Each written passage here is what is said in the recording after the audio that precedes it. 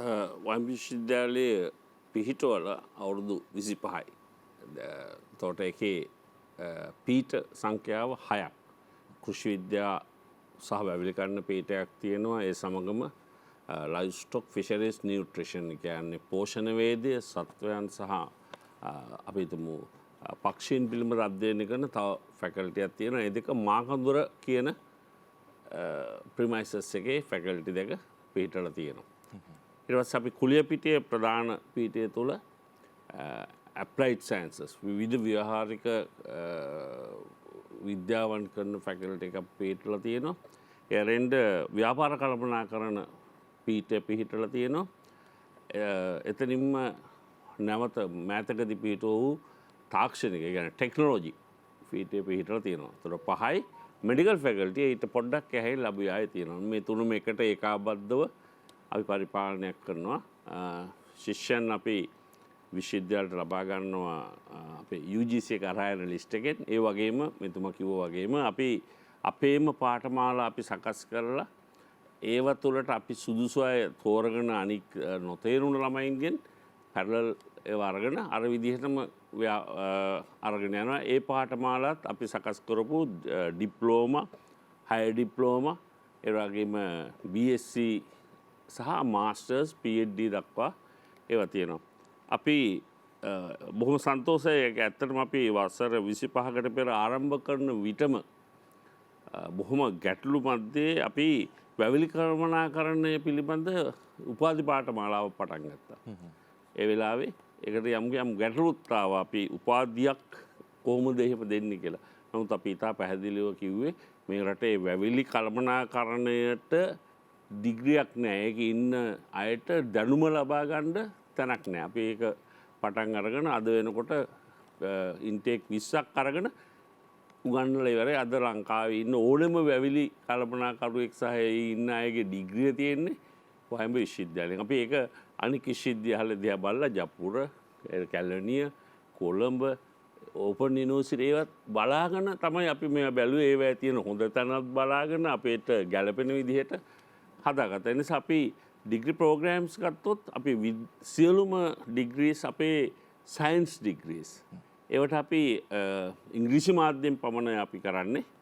අපි ඒකට කම්පියුටර් කියන සබ්ජෙක්ට්ස් කරනවා. ප්‍රොෆෙෂනල් ඩෙවලොප්මන්ට් ඒව කරලා තියෙනවා.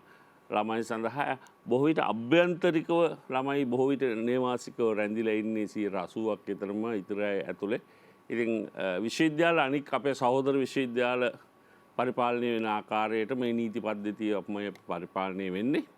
අපි සමග ඇති වෙච්ච රජ රට සබරගමුව ඊට පස්සේ ආපු ඌවවෙල්ලස්ස අපිට කලින් ආපු මේ කියන විශ්වවිද්‍යාල වගේම අපි එකට ඒකාබද්ධ වෙලා ඒගොල්ලන්ගලුත් ඉගෙනගෙන අපේ ඒවත් ඒගොල්ලන්ට හුවමාරු කරගෙන යන වැඩපිළිවෙලක් තියෙන්නේ.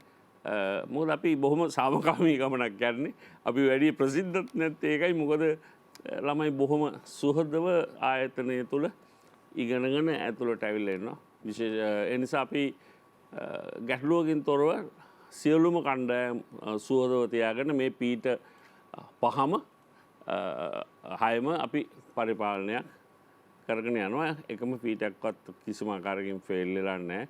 අවශ්‍ය කරන විශේෂයෙන්ම සියලුම ෆිසිකල් ෆැසිලිටිස් ලැබිලා තියෙනවා. අපි අවසන් කළා අර ලෝක වයිම්බ යුනිවර්සිටි ටවුන්ෂිප් ඩෙවලොප්මන්ට් ප්‍රොජෙක්ට් කියන එක. ගිය වසර 3 ඇතුළත අපිට පුළුවන් වුණා බිලියන 10කට වැඩි අධ්‍යාපනික අංග එකට ගේන්න. ඒ සමග ඩිග්‍රීස් අපි අරන් ආවා.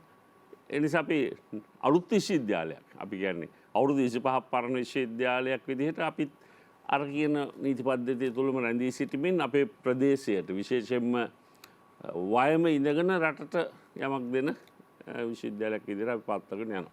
කොපමණ විතර ප්‍රමාණයක් සාමාන්‍යයෙන් අධ්‍යාපනය ලබනවද එකවර? අපේ එකවර අපේ ඇතුලේ විශ්වවිද්‍යාලයට එකවරකට ළමයි එනවා 2000ක් විතර. අවුරුදු 4 වෙනකොට 6500ක් පමණ එක කාලේ ඉන්නවා. ඒ අරින් අපේ අර කියන කෝසස් 24ක් තුල තව ළමයි සෙන්සුරාදී ඉඳලා හවස ඉගෙන ගන්නවා. ඒ නිසා අපි මේ කණ්ඩායම් දෙකම එකයි. අරකට වඩා මේක පාත් කරන්නේ මේකට වඩා අරක පාත් කරන්නේවත් නැහැ. එකම අධ්‍යාපනික රටාවක් තුළ එනවා. එතන අපි ඉන්ටර්නල් එක්ස්ටර්නල් කියලා අපි කියවෙන්නේ නැහැ. ඉන්ටර්නල් ළමයි හැබැයි ඉගෙන ගන්න මෝඩ් එක වෙනස් සමහර වෙලාවට.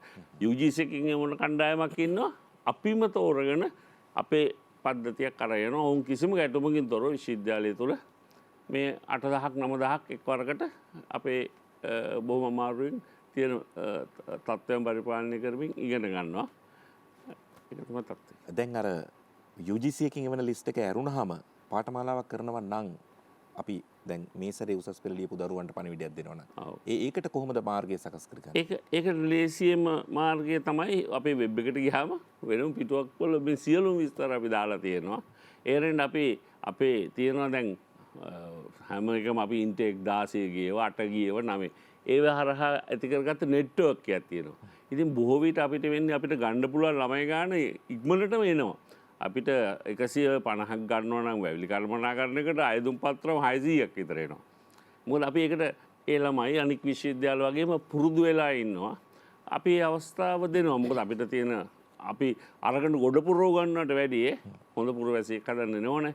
ඒ නිසා ඕන ළමයෙකුට ඒ තමන්ගේ සුදුසුකම් අනුව මේක ඇතුළට ඇවිල්ලා බොහොම සාධාරණ මිලක් ගෙවලා ඉගෙන ගන්න පුළුවන්. UGC අයට ඒ ලැබෙන මුදලින් අපි උදව් කිරීමත් සහ මේකාබද්ධ ක්‍රමයක් තමයි යන්නේ. ඒ නිසා මේ ළමයින්ට වෙබ් එක අනික් විශ්වවිද්‍යාල වගේම අනික් සහෝදර විශ්වවිද්‍යාල වගේම ඒ ළමයෙකුට මේ කාලේ තමන්ගේ ෆෝන් එකේ ගිහිල්ලා විශ්වවිද්‍යාලයට ගියාම අපි ඒක ඇඩ්වර්ටයිසිං වලට වැඩිය නෙට්වර්කින් තුලින් සහ යම්කිසි ආකාරයකින් තොරතුරු ලබා ගැනීමේ ජාලයක් හදලා තියෙනවා. කතා කරලා ගන්න පුළුවන් WhatsApp තියෙනවා.